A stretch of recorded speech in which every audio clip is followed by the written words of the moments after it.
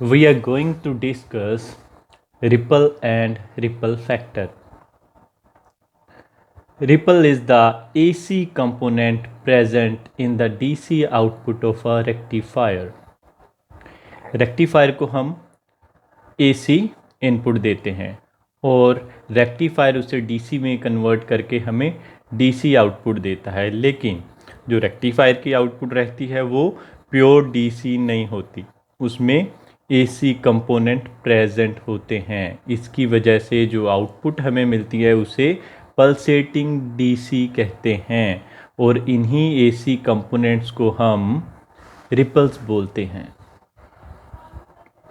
Ripple factor, the ratio of RMS value of AC component to DC component of rectifier output is known as ripple factor. The output of rectifier consists of both AC and DC component. AC components are known as ripple. The effectiveness of rectifier depends upon the AC component. The smaller the AC component, the more effective the rectifier. Ripple factor. RMS value of AC component upon value of DC component. अभी ripple जो factor है वो RMS value of AC component है और value of DC component की ratio है।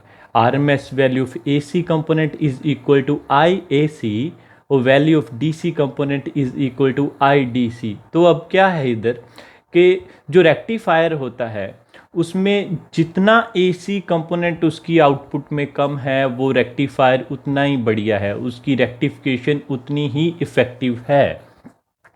और जो रिपल फैक्टर है इसमें भी जितना AC कंपोनेंट कम है रिपल फैक्टर की वैल्यू भी उतनी ही कम आएगी, और जितनी रिपल फैक्टर की वैल्यू कम आती है उतना ही रेक्टिफायर इफ़ेक्टिव है। रेक्टिफायर की जो आउटपुट है उसमें AC कंपोनेंट उतने ही कम होंगे।